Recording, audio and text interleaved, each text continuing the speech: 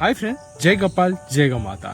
तो जो माने डेयरी फार्मिंग करछन्ती तांको तो ए वीडियो निहाती देखिवार अछि काहेकि ना आपण जदि डेयरी फार्मिंग करूछन्ती ताहाले आपण प्रॉफिट कमेଇବା ପାଇଁ बहुत सारा उपाय यूज करथिबे। किंतु मार्केट रे वर्तमान एमटी गोटे मशीन अछि जोथिरे कि आपण माने प्रॉफिट कमेई परिबे जदि डेयरी फार्मिंग रे अछन्ती। तो जनरली बहुत लोक अछन्ती जो माने डेयरी फार्मिंग रे पनीर भी करूछन्ती, दही भी करूछन्ती आ घी भी बनाउछन्ती। तो से सबू को आपण गोटे मशीन ने बनै पारिबे काहेकि ना आसीगला मार्केट रे मिल्क सेपरेटर मशीन जो थी कि आपण क्षीर को पकेबे 12 लिटर क्षीर रु आपण गोटे लिटर घी पाई परिबे।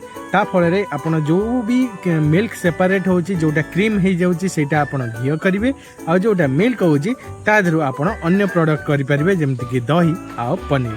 तो से आपन को ये मेसीन निहाती किणवार अच्छी कहीं आपड़ जदि डेयरी फार्मिंग रे प्रॉफिट कमेया को चाहते ताहले आपन एमिति किसी मेसीन यूज करी एडवांस टेक्नोलोजी को अडॉप्ट करंतु ता फल आपन डेयरी सेक्टर रे प्रॉफिटेबल हेबे।